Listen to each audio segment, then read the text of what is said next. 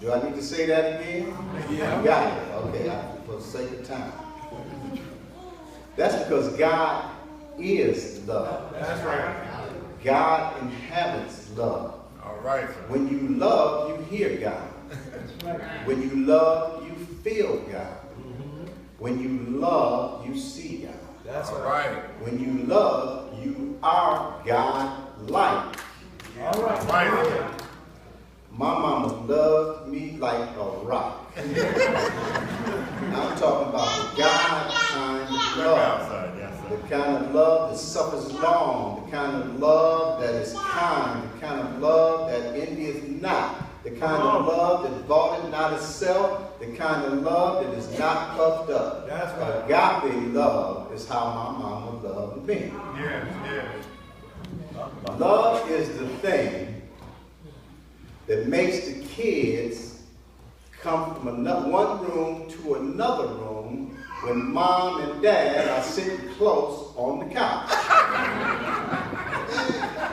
Love is the thing that brings the dog into the kitchen when mom and dad are laughing and having a good time. All right. You can see it, you can feel it. All right. And we've all had that experience.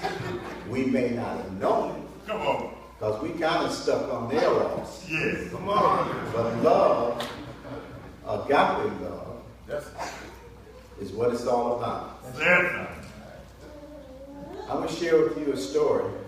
Not long ago, I was working for a firm that caused me to be out in Bloomfield Hills. And my job was to assess. The house had some serious damage. My job was to assess it, determine how much it cost to put it back together. And so I'm talking to the owner of the home, beautiful home. It was near Lobster High School, right? It's Long Lake and Lobster Road, way out, long ways from where I grew up. And so when I'm talking to the lady, she said, I noticed we were on like the Bloomfield Hill Country Club. Grant you live out that way. So I tried to go to the country club. And I said, that's really a nice golf course. She said, yeah. George Romney used to play golf over there. I said, you know, when my mom used to do day work, she told me once she was doing a party, and George Romney was at the party. I said, I bet you I'm in the neighborhood where my mom used to work. Make a long story short, on the way back, I'm enjoying this nice scenery and how beautiful it is, but I couldn't help but notice how pedestrian unfriendly it was. And I couldn't help but notice how far it was away from Woodward Avenue, where I'm sure my mother got off the bus to walk to where I think this house may have been. So I was a pretty young kid. So on the way home, I called my mother. My father had passed then. I said, Mom, I'm out here in Bloomfield Hills, and I just want to ask you something. How did you get, when you got off the bus, how did you get to the house? She said, well, I used to walk. I said, walk? And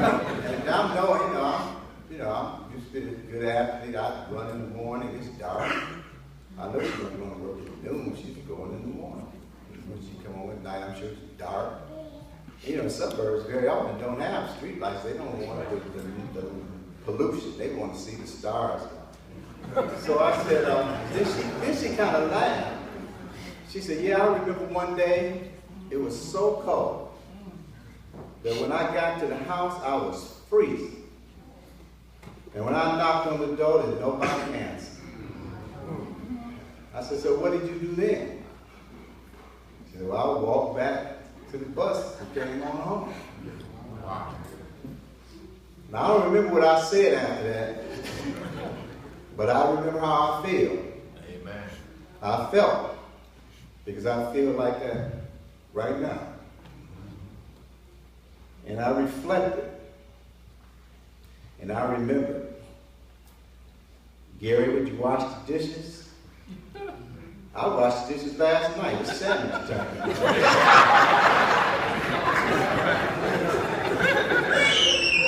Gary, why don't you let your sister watch her TV show? I don't have to watch that old dumb stuff. I hate Kugler, Fran, and I.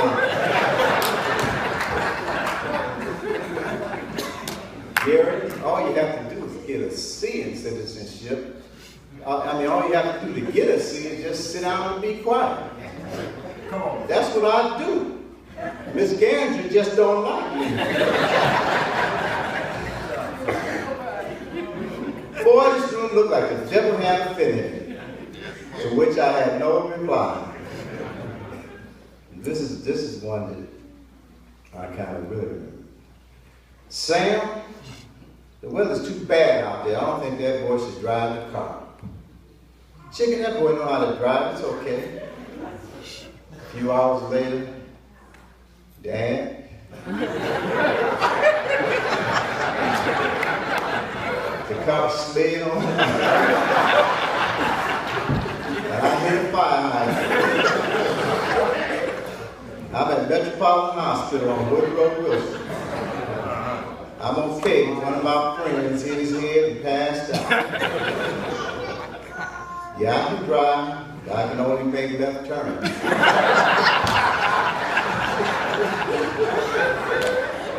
And I gave this section actually a title. It's called The Long Drive Home from Metropolitan Hospital.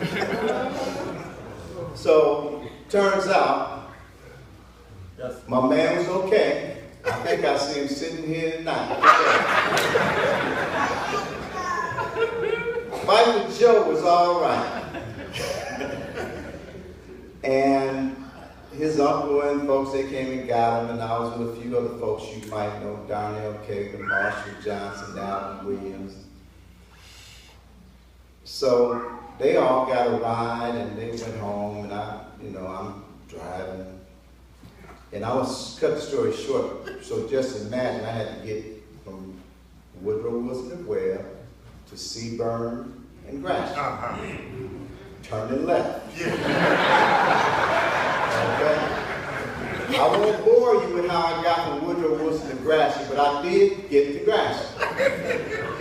So I'm going down Gratiot, traveling east towards Van Dyke. Seaburn is the street just west of Van Dyke. One-way street, turning right. Yeah. So the long ride didn't bother me. I didn't, believe me, I needed a little time to kind of figure out what I was going to say. But as I approached Seaburn, I realized I couldn't turn right, so I went to Van Dyke. I made a left. I think the next street is Frederick or Perry. I made another left. Went past Seaburn to Baldwin. Made a left. Back across Gratiot, down the Forest. Made another left. Forest to Van Dyke. Made a left. Left on Gratiot and left on Seaburn, and I was home. Now, needless to say, my mama wasn't too happy with me. She went up one side and down the other. She really didn't need to, because by the time I finished that drive, I knew I was the biggest fool in the two-step. But she did it anyway. And I really didn't want to be me. But I sure didn't want to be Sam and Eura. Because she gave me a tongue lashing, but I think she gave him a whooping. When I sat at the edge, I sat on the edge of the bed that night, yes, sir, looking at my alligator shoes with the salt stains on them, I swear I heard off in the distance a very familiar refrain. I'm sorry, I ain't gonna do it no more. And me and my dad had this unspoken rule. You don't mention the Christmas of 1967 in our house. My mother was a righteous woman. I know because I witnessed God answer one of her prayers. All right. The Bible says that the effectual fervent prayer of the righteous man availeth much. All right, son. On more than one occasion, starting when I was a little boy, and I don't know if my mother was in a melancholy mood or a happy mood, but she told me this story one when she said, you know,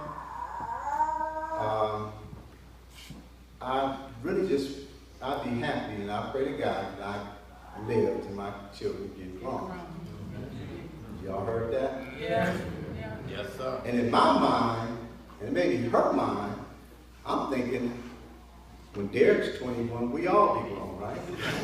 I'll be real grown. So Derek turned 21 in 1978, when my mother was 58 years old. Apparently, God heard her prayer. However, I believe, now this is the world according to Gary. This is what I think. All right. God looked at Derek. God looked at Beverly. God looked at Sammy. God looked at me. God looked at me again.